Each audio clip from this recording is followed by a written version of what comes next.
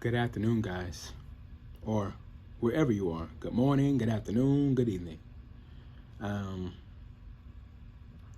Today I want to talk about mental health among Jehovah's Witnesses. This is a very important topic, and I'm surprised I didn't talk about this prior in my other videos. But before I dig into this, before I do a deep dive into that topic, right? I first want to talk about my personal experience. I want to talk about my experience because I've been on Reddit. I've been on, I'm with the XJW community on Facebook. I've been watching a lot of YouTube videos, and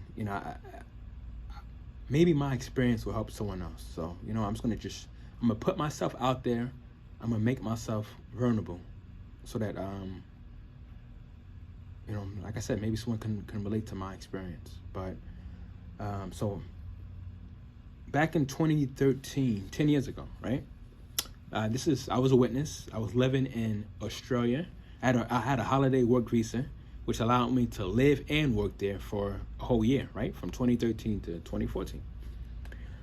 So I was going from city to city, right? Because I wanted to see as much of Australia as possible. And I wanted to network and make friends. I already had a few friends there. I was there before that, but I wanted to network and make more friends, right? And I was, like I said, I was in the organization back then, as a witness, just going from city to city, trying to network and meet new people. So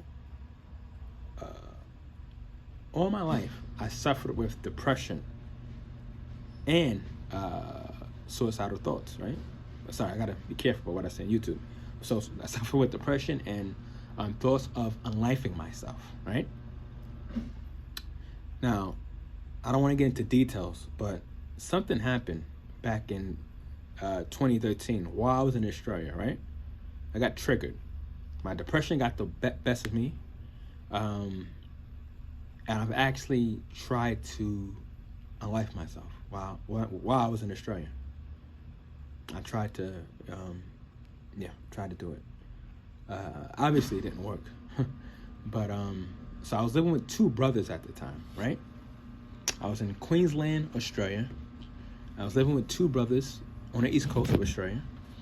And once they found out that I tried to unlife myself, my two roommates at the time, the one who owned the place, he goes to me and says, "I need you to pack your stuff right now. I need you to get out before the day's over." He said, I don't care where you go. You just can't stay here anymore. And his reason for that was because he said, "I don't want to have to come home one day and see your deceased body, right? Or smell your deceased body and see your deceased body." And I was like, I just couldn't believe he was concerned about that more than me trying to unlife myself. That was his concern. It's him coming home and being traumatized. That was his main focus. Anywho, so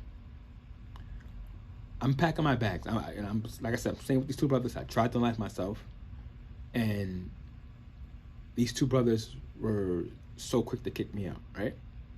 Then they tell the elders, of course, in that congregation that I was attending. Mind you, I'm halfway across the world, right? In another continent, another country, in a whole nother congregation, right? Just try to unlife myself. These brothers, want to kick me out. They told the elders about it in that congregation. The two elders come to where I was staying, right? Sit me down, asked me a bunch of questions, but not one time did they show that they genuinely care about me. These two elders that sat me down, they were telling me, "Oh, you know what? Maybe you should go back to America. Maybe you should go back home, be around family, right?" And you know what? In retrospect, that's true. I was in my 20s. I was immature. I should have done that, right? But the thought of me going home after that, and I love my family, but they're not a family not that big on mental health, right? Or at least it wasn't back then, 10 years ago. So I wasn't in the right headspace to come home to New York.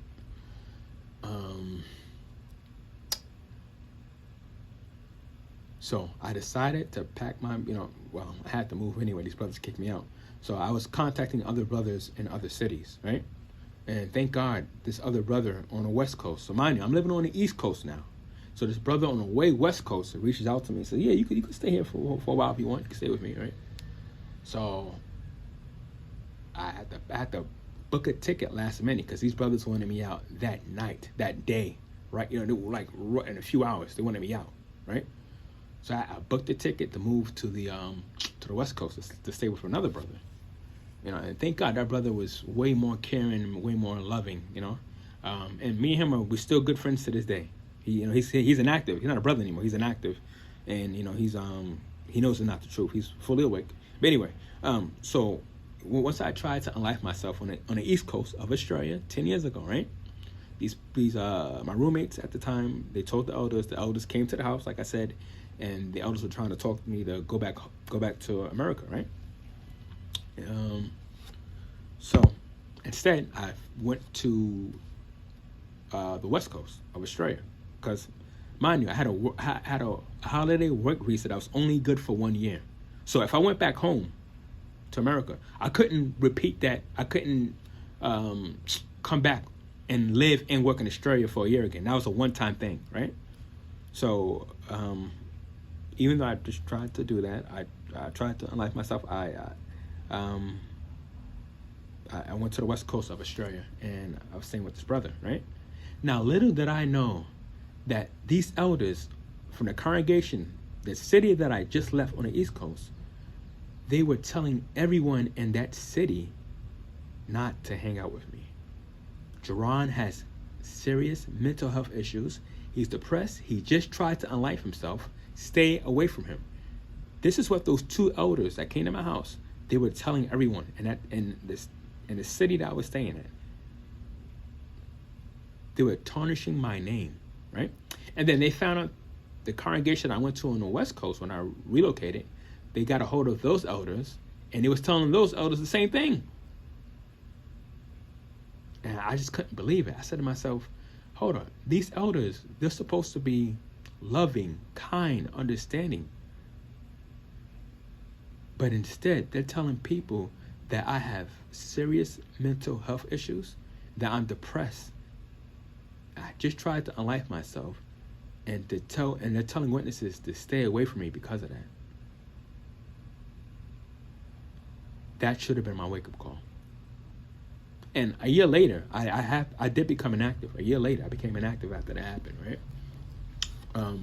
But when that situation happened, that is when I should have knew right then and there that this was not the true religion, that this was not God's people, right? Because elders are supposed to have God's Holy Spirit. But yet, they were over there tarnishing my name and telling people to stay away from me because I tried to unlife myself, when that's the time when I needed people the most. I couldn't believe that. But thank God, like I said, I was able to relocate to the West Coast. The brother I was staying with, extremely understanding and loving brother. I was able to talk to him, tell him why I was feeling that way, why I tried to do that. He was completely loving, completely understanding. And like I said, we're good friends to this very day. In fact, I'm going to see him at the end of the year when I go back to Australia, right? And he left. He thank God he left the organization. He's inactive. He knows it's not the truth. He woke up as well. Thank God. But yeah, when that situation happened, when I tried to take my life, and these elders on the East Coast of Australia tarnishing my name, telling people don't talk to me, don't hang out with me. When that happened, I just couldn't believe it. I couldn't fathom it at the time, right? Couldn't believe it. Guys, I'm sorry. I went on a rant. I'm sorry. But I see why witnesses, I see why there's a huge problem.